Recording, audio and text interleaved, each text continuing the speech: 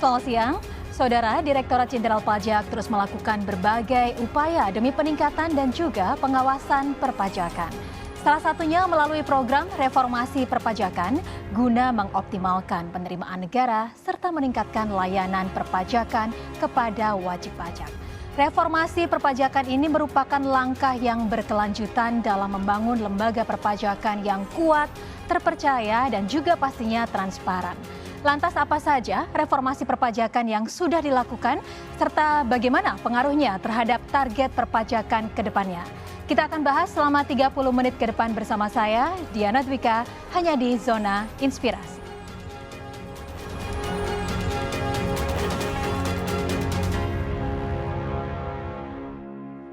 Baik, saat ini sudah hadir bersama saya seorang narasumber yang sangat berkompeten dalam hal ini, yaitu Ibu Dwi Astuti selaku Direktur Penyuluhan, Pelayanan, dan juga Humas dari Direktorat Jenderal Pajak Kementerian Keuangan. Ibu Dwi Astuti, selamat siang. Selamat siang, Mbak. Terima kasih banyak sudah meluangkan waktu bersama Kompas TV. Sama-sama. Ibu, kita berbicara tentang penerimaan negara terlebih dahulu ini mengawali perbincangan kita. Beberapa waktu yang lalu Menteri Keuangan Sri Mulyani memaparkan ada penerimaan per 31 Agustus ya Bu ya tahun 2023 ini sudah mencapai 72,58%. Kalau menurut Ibu tanggapannya bagaimana, ini memang sudah cukup tinggi atau bagaimana? Ya, kalau dilihat dari persentase yang tadi sudah disampaikan bahwa sudah 72%, itu berarti ya memang kita on the right track ya. Dengan growth yang di atas 5%, di atas 6%, bahkan itu growth sampai 6,4%. Ini sebetulnya menumbuhkan optimisme juga sebetulnya bahwa sampai akhir tahun kita akan kembali mencapai penerimaan seperti yang telah ditetapkan. Walaupun misalnya tahun 2023 ini tahun yang cukup sulit sebetulnya, di mana harga komoditas juga sudah mulai menurun, kemudian tahun ini juga sudah tidak ada lagi program PPS dan tahun pemilu juga tahun ini, tapi mudah-mudahan itu semua bisa diatasi dan kita bisa mencapai penerimaan pajak sesuai dengan yang ditargetkan. Ya, memang kalau kita melihat dengan penerimaan negara yang semakin tinggi artinya negara ini semakin mandiri ya Ibu ya? Ya, pasti dan seperti itu. Dan artinya ketergantungan terhadap hutang juga akan semakin menurun seperti itu. Kalau sekarang saja persentase pajak terhadap APBN kan sudah 75%. Ini menandakan bahwa 75% pembangunan ini ya berasal dari pajak gitu. Dan mudah-mudahan ini kita bisa mencapai target ini sehingga kemudian tadi disebutkan oleh Mbak Diana, ketergantungan kita terhadap hutang menjadi tidak terlalu tinggi lah.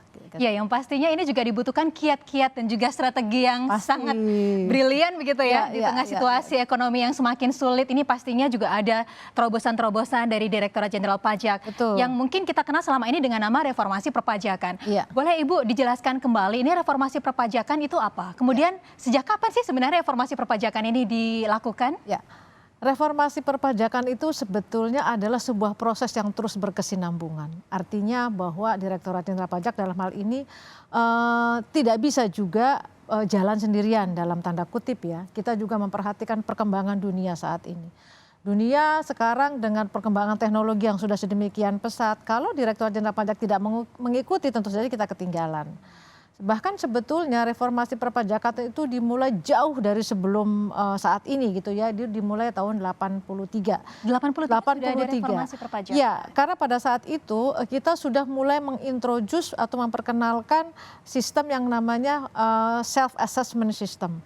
Kalau dulu sebelum tahun 83 bayar pajak itu ditentukan oleh pemerintah. Jadi misalnya Mbak Diana harus bayar pajak sekian gitu. Kalau sekarang kan tidak. Artinya wajib pajak diberikan keleluasaan untuk menghitung, untuk membayar, untuk melapor sendiri kewajiban perpajakannya. Kemudian juga pada tahun itu mulai diintroduce adanya pajak penghasilan, pajak PPN gitu ya. Dan kemudian sedikit demi sedikit ketergantungan kita kepada sumber daya alam itu berkurang. Karena apa ya, sumber daya alam kan tidak long lasting pastinya. Kemudian kita juga berjalan tahun demi tahun, undang-undangnya banyak yang diamandemen, disesuaikan dengan perkembangan. Mungkin kemudian juga di tahun 2000 yang cukup signifikan adalah kita mengintroduce sistem pengawasan wajib pajak dengan membentuk kantor wilayah wajib pajak besar atau kita sebut large tax office gitu ya, wajib pajak besar, di mana WPWP prominent seluruh Indonesia itu kemudian disatukan dalam satu kantor. Tujuannya adalah itu tadi, memberikan pengawasan yang lebih baik, memberikan pelayanan yang lebih baik, dan tentunya kepastian hukum yang lebih baik. Kemudian kita juga mengintroduce yang namanya pengawasan yang namanya account representatif, di mana pegawai pajak itu kemudian diassign untuk suatu jumlah wajib pajak tertentu untuk diawasi. Tujuannya lagi-lagi adalah untuk memberikan pelayanan yang baik. Kemudian terus berlanjut ada juga program tax amnesty, ada sensus pajak, ada kemarin yang baru saja kita laksanakan PPS, program pengungkapan sukarela, itu adalah juga merupakan salah satu rangkaian kegiatan reformasi perpajakan. Dan yang terakhir yang saat ini sedang kita lakukan adalah modernisasi administrasi sebetulnya, di mana kita nantinya akan memiliki sebuah sistem yang boleh dikatakan sophisticated, yang bisa bersaing dengan negara-negara maju, yang nantinya akan memberikan banyak sekali kemudahan kepada wajib pajak. Ini menarik sekali pastinya ya Bu ya, memberikan banyak kemudahan kepada wajib pajak. Memang kalau kita melihat tadi yang seperti yang Ibu sampaikan, mungkin dulu kita hanya berpaku penghasilan negara itu dari kekayaan atau sumber daya alam. Tapi ternyata tidak bisa hanya mengandalkan itu, dan sekarang kita melakukan reformasi perpajakan supaya pendapatan negara lebih optimal dari perpajakan ini. Betul. Jadi ini sebenarnya jilid keberapa reformasi perpajakan ya Ibu? Kalau boleh dibilang ini sudah jilid ketiga sebenarnya. Kalau jilid pertama dulu yang di awal-awal terkait masih banyak amandemen peraturan perpajakan. Kemudian jilid kedua itu kita namakan modernisasi administrasi perpajakan, dan sekarang jilid ketiga itu lebih kepada proses bisnis, IT, di samping itu juga ada regulasi. Karena pada dasarnya itu ada 5 pilar modernisasi ini, reformasi perpajakan ini ada 5 pilar. Pilar yang pertama itu SDM dan organisasi, kemudian pilar yang ketiga itu proses bisnis, IT, itu yang keempat IT-nya, yang kelima kemudian adalah peraturan. Jadi SDM, organisasi, proses bisnis, database, dan aturannya gitu. 5 pilar ini harus saling menunjang. Tidak bisa yang satu meninggalkan yang lainnya. Nah ini kalau tadi juga disampaikan, sekarang ini kan akan memberikan keleluasaan bagi para wajib pajak, menumbuhkan kesukarelaan wajib pajak untuk membayarkan pajak begitu. Yang sophisticatednya dalam terobosan jilid ketiga reformasi perpajakan ini apa Ibu? Ya, ini sebenarnya yang di jilid ketiga ini adalah kita memberikan layanan itu kebanyakan sudah terotomasi. Bukan kebanyakan, diupayakan semua layanan nantinya terotomasi.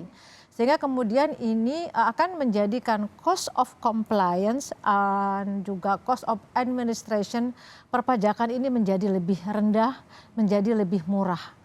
Karena nantinya dengan sistem perpajakan yang baru, sistem IT yang baru, itu wajib pajak nggak perlu capek-capek lagi datang ke kantor pajak. Kita terapkan yang namanya 3C, call,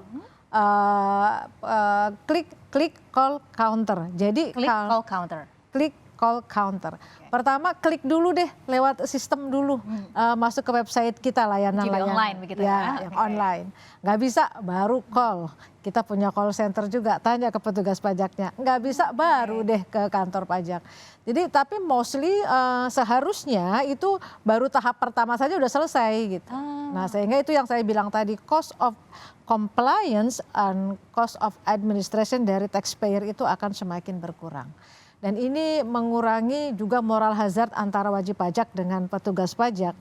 Ya kata orang it takes two to tango gitu kan. Nah kalau kemudian kita membatasi pertemuan antara wajib pajak dengan Fiskus, mudah-mudahan layanan kita akan semakin baik. Juga kemudian ya hal-hal yang tidak diinginkan, katakanlah pelanggaran kode etik juga mungkin kita bisa reduce atau bahkan mungkin hilang sama sekali nantinya. Artinya pengawasannya di sini sangat ketat sekali betul, Kita juga ingin sekali membahas, ini ada salah satu terobosan yang disebut Cortex Administration System gitu, CTAS begitu ya. Kita akan bahas di segmen selanjutnya. Saudara jangan kemana-mana karena Zona Inspirasi akan segera kembali sesaat lagi, tetaplah bersama kami.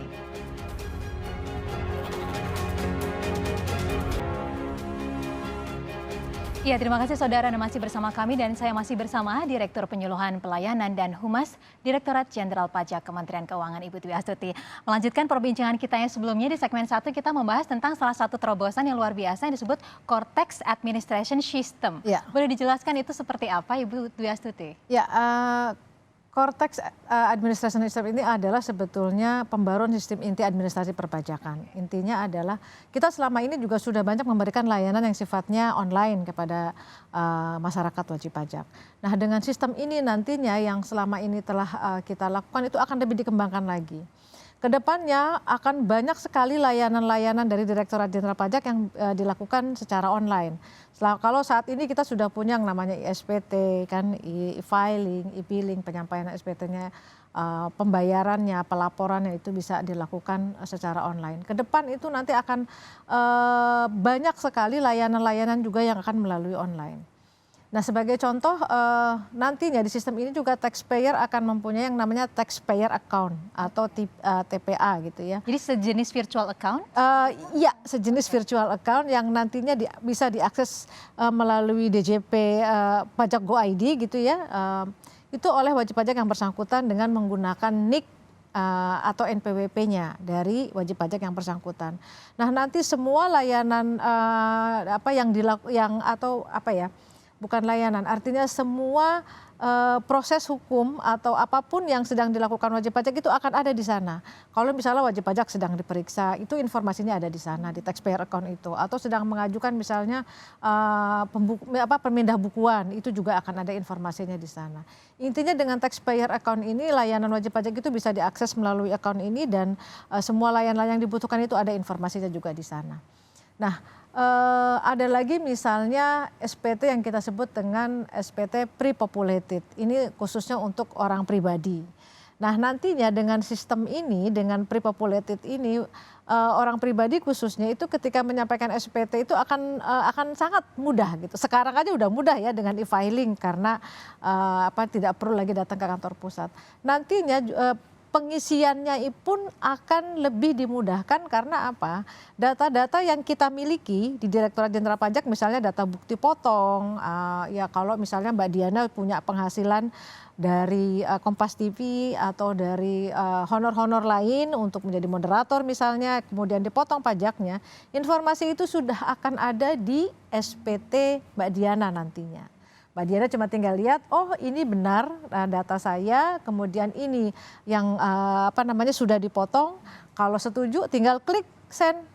Kalau misalnya tadi, oh ada yang belum muat, bisa ditambahkan atau aduh ini bukan punya saya, bisa juga dihapuskan. Semudah itu nantinya. Jadi kita tidak perlu untuk merekap sendiri ya Ibu ya? Barangkali perlu hanya untuk balancing, untuk cek gitu ya, untuk ngecek. Tapi dan sepanjang datanya sudah masuk ke data kami dari para pemberi kerja itu akan ada nantinya di SPT itu. Sangat mudah ya di sini. Jadi tidak ada alasan untuk tidak bayar pajak. Nah, tidak ada alasan untuk tidak bayar pajak, tidak ada alasan untuk tidak lapor pajak sebetulnya gitu ya. Tapi bagaimana ini bisa meningkatkan penerimaan pajak negara itu? Nah, sebetulnya yang ingin kita capai ini adalah voluntary compliance-nya. Ketika kami mempermudah dari sisi pelayanannya. Tadi saya sampaikan kan ada 5 pilar. Dari sisi organisasinya kita perbaiki. Kita sekarang sudah menambah 38 KPP Madya di seluruh Indonesia. Itu juga tujuannya adalah untuk mempermudah pelayanan WP besar yang ada di wilayah di seluruh Indonesia. Kemudian dari sisi SDM-nya kita sekarang perbaiki dengan adanya fungsionalisasi. Diharapkan ke depan juga kualitas teman-teman secara SDM juga akan lebih meningkat. Nah, sekarang dari sisi IT-nya, proses bisnisnya yang tadinya banyak sekali sekarang kemudian kita streamline menjadi hanya tinggal 21 proses bisnis. Database-nya kita sekarang sudah punya undang-undang ketiadaan rahasia bank ya, itu Undang-Undang Nomor 7 tahun 2017. Itu juga somehow memudahkan teman-teman itu tadi. Jadi informasi-informasi data perbankan atau data-data dari pihak ketiga yang dikumpulkan oleh Direktorat Jenderal Pajak itu nantinya menjadi database bagi Direktorat Jenderal Pajak yang pada akhirnya itu akan juga memudahkan wajib pajak dalam melaksanakan kewajiban perpajakan.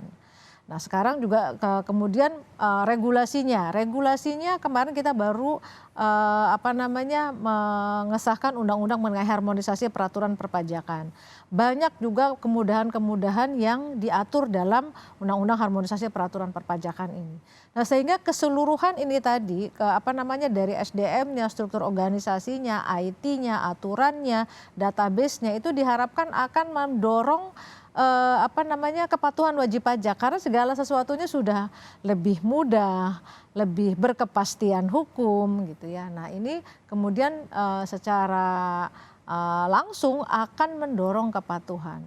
Salah satu misalnya yang mungkin bisa saya contohkan tadi, kita nggak perlu datang ke kantor pajak lagi kalau mau masukin SPT. Nggak perlu lagi datang ke bank atau pergi ke bank kalau mau bayar pajak. Nggak perlu lagi datang ke kantor pajak kalau mau misalnya minta pemindah bukuan atau melakukan keberatan. Semuanya dengan online. Dengan kemudahan-kemudahan seperti ini diharapkan itu tadi voluntary compliance-nya akan meningkat. Kalau dulu kan suka ada alasan, saya nggak mau ke kantor pajak, nggak ada waktu. Apalagi Jakarta macetnya luar biasa. Nah, dengan yang online ini kan akhirnya alasan-alasan itu gitu bisa ditangani atau bisa ada solusinya gitu. Nah, lagi-lagi diharapkan voluntary compliance-nya akan naik. Kalau sudah voluntary compliance kan pada akhirnya ya menunjang ke penerimaan juga. Nah, akhirnya ini kan sebetulnya manfaatnya dikembalikan lagi kepada masyarakat nih. Tadi saya sampaikan iya. 75% APBN itu asalnya dari pajak. Artinya ya memang Direktorat Jenderal Pajak nggak bisa jalan sendirian. Yeah. Pastinya kami butuh dukungan dan support dari seluruh masyarakat Indonesia. Dan juga menariknya di sini, ini juga sangat bermanfaat untuk pengawasan begitu ya Bu ya? Iya betul. Less kontak begitu ya? Betul. Ini bisa dijelaskan seperti apa Ibu? Ya, tadi di awal saya sudah katakan it takes two to tango gitu ya. Kadang-kala kalau ketemu nih ngobrol-ngobrol, aduh gimana dibantu dan lain sebagainya, ini bisa jadi. Tapi dengan adanya dengan less contact seperti ini kan ya bukan mau tidak mau akhirnya diharapkan gitu ya moral hazardnya bisa dikurangi. Okay. Tidak perlu dalam tanda kutip nggak ada gara-gara yang mendorong untuk bisa melakukan dalam tanda kutip kerjasama atau fraud. Karena semuanya sudah mudah, nggak perlu bantuan orang pajak, semuanya sudah selesai gitu ya. Mau masukin SPT udah nggak usah konsultasi, ternyata ada ininya juga, ada manualnya juga ada ya? Gitu ya. Jadi nah hal-hal seperti ini yang kemudian kami upayakan itu bisa dikurangi. Lagi-lagi less contact dengan meningkatkan mutu layanannya sehingga kemudian ya diharapkan moral hazardnya itu juga menjadi terkurangi dan ya kepatuhannya juga meningkat, fraudnya menurun gitu. Baik. Sebetulnya ini yang diharapkan oleh kita semua. Baik, dan ini juga ada satu lagi terobosan dalam reformasi perpajakan kali ini, yaitu adalah penggunaan NIK sebagai NPWP ya Bu ya. Kita akan bahas lengkapnya, tahan dulu. Di segmen selanjutnya, saudara jangan kemana-mana, Zona Inspirasi akan segera kembali sesaat lagi. Tetaplah bersama kami.